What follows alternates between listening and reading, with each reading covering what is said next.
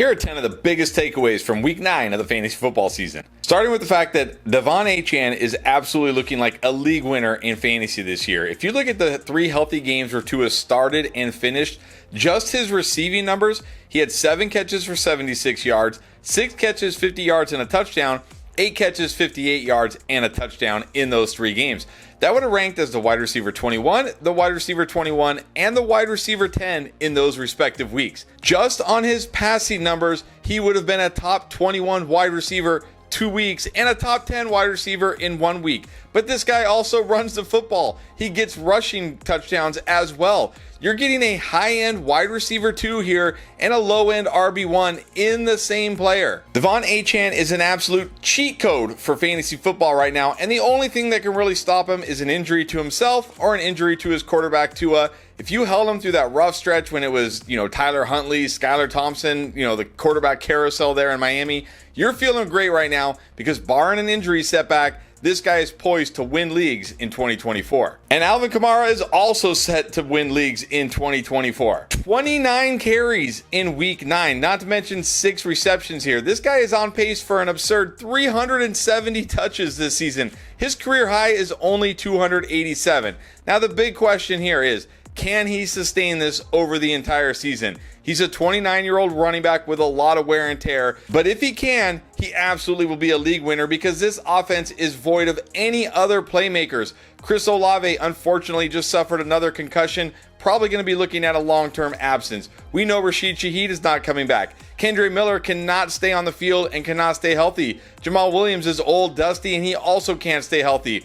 This offense is going to have to run through Alvin Kamara at a ridiculous rate. He's going to catch passes as well. So as long as Alvin Kamara can hold up under this incredible workload for the rest of the season, he too is going to be a league winner. And hey, real quick, if you're enjoying the video, getting value out of it, do me a quick favor, hit that like button, subscribe to the channel, greatly appreciate it. All right, let's get to a couple of guys who re-emerged from the dead this week, starting with Tank Dell out there in Houston. A lot of people were so worried about Tank Dell, and look, I was a little apprehensive for Tank Dell, but they were like, it doesn't matter that Nico Collins is out, it doesn't matter that Diggs is out, he's gonna get like 2 fantasy points, he's gonna get 0 fantasy points. Well, he did a little better than that. Had a very nice game with 6 catches, 126 yards on 9 targets. Now, we do expect Nico Collins back this week in week 10, but even still, we saw last year when it was just Nico and Tank Dell, this guy has plenty of weekly upside.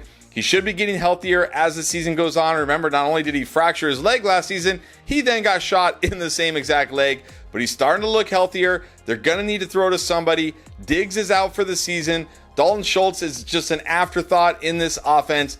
We're going to see Nico. Yes, he's going to be the alpha, but Tank Dell looks like a wide receiver 2 with upside rest of the season in this offense. And now I can't say Rico Dowdle is an RB2 rest this season, but man, he's back from the dead in this Cowboys offense. 12 carries, 75 yards, 5 catches, 32 yards, and a touchdown. But best of all for Rico Dowdle here is despite the Cowboys wanting Ezekiel Elliott to be a thing, despite the Cowboys wanting Dalvin Cook to be a thing, these guys aren't things, and even the Cowboys have finally given up on Zeke. Sure, as I'm recording this, he's still technically on the team, but I mean, come on. They didn't even make him active. He didn't even travel with the team this game for disciplinary reasons. Apparently, he's been like uninvolved in meetings, not really caring. You got to think his days in Dallas are over. Dalvin Cook looks very, very dusty right now. They're basically going to have to roll with Rico Dowdle rest of the season unless they do something drastic at the trade deadline, which, look, they could. They got a couple more days here to make a move. But if they don't, Rico Dowdle will be locked in as the workhorse running back here in Dallas with nobody really to compete with for touches.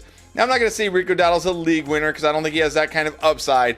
But man, Rico Dowdle can at least be a serviceable RB2 with some touchdown upside rest of the season. Hey, before you set those fantasy lineups for week 10, make sure you get your underdog picks in. And if you're new to underdog, you're going to get this Lamar Jackson new customer special. He just needs a yard and you win that pick. Pair it with any other pick or picks you like. It's an easy win right there. Just make sure you join using promo code ENDGAME because not only will that get you this Lamar Jackson pick, but it will also get you up to $1,000 in bonus cash that you can use right away. My next takeaway from week 9 is I am just at the point where it's Garrett Wilson, no matter what, you are in my fantasy lineup. Since week 5, Garrett Wilson is the highest scoring wide receiver in fantasy, and he's the highest scoring non-quarterback in all of fantasy football right now. Even with Devontae Adams coming over in that trade, even with Aaron Rodgers not looking elite, even with the Jets definitely not looking elite, it has not stopped Garrett Wilson.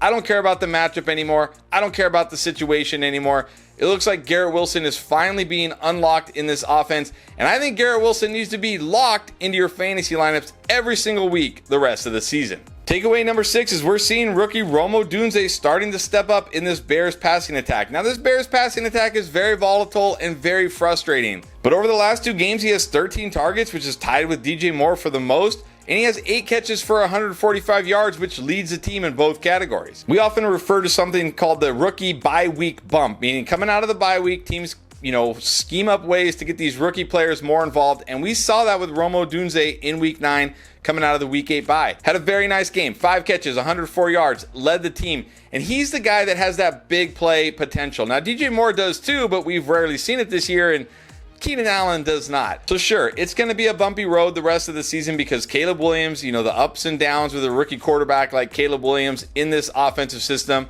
But if there is a Bears wide receiver you want, I actually think it might be Odunze. This is a guy I definitely think you should be stashing if for some reason he's still out there on your waiver wire. And if you can, go try to buy low on him before he starts really breaking out in the second half. Let's go back to running back league winners, and that could be Chase Brown this year. We saw in week 9 with Zach Moss out with that neck injury. He played 80% of the snaps, and he got every single running back touch in this backfield, which was 32 touches in this game, 27 carries, 5 receptions. You don't see that a lot at the running back position these days. And now we're hearing Zach Moss out indefinitely with this neck injury.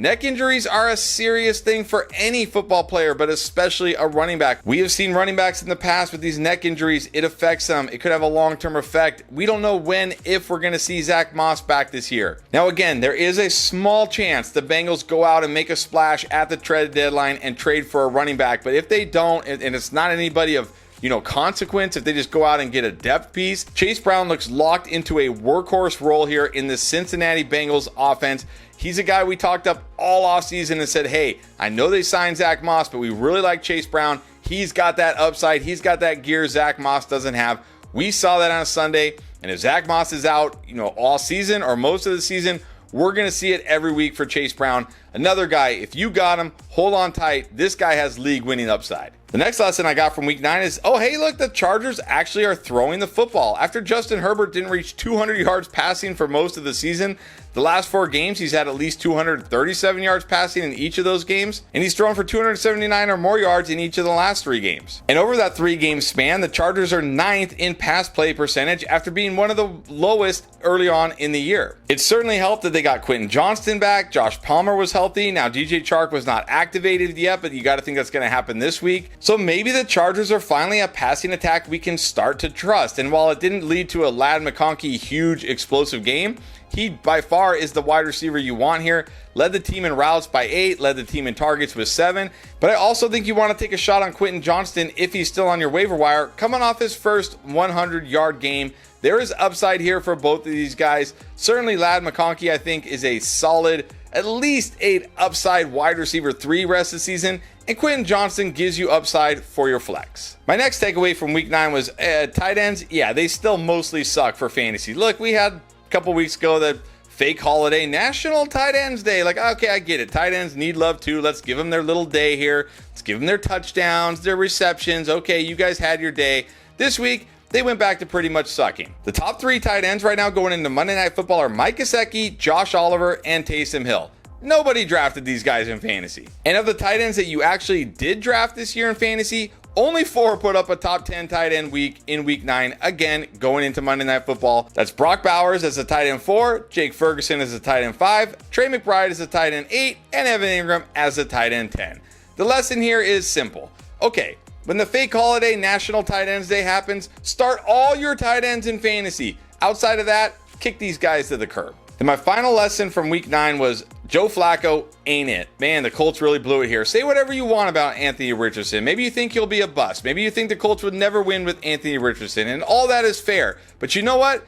They're not going to win with Joe Flacco. Joe Flacco ain't it. And he's 40 years old. At least Anthony Richardson has potential. He could be your future QB. There is no way Joe Flacco can be your future QB. And for a guy that was supposed to help you win more than Anthony Richardson, you just put up your lowest point totals of the season, your lowest first down totals of the season, your lowest yardage total of the season, and you didn't reach the red zone one time in this entire game. Oh, and by the way, the second lowest yardage total the Colts had this year, oh yeah, that was in Joe Flacco's start prior to this one. If the Colts continue to roll with Joe Flacco, which it sounds like they're going to, it's just their way of saying, like, we can't admit we were wrong. You were absolutely wrong to put Joe Flacco out there. And oh, by the way, for fantasy, because I know that's what probably most of you care about, it didn't help. Josh Downs was okay. Michael Pittman was still terrible. He throws hospital balls, repeatedly throwing hospital balls, just standing in the pocket for 10 seconds waiting to take a sack. Whether it's Flacco rest of the season, whether it's Anthony Richards rest of the season, I don't think it really matters.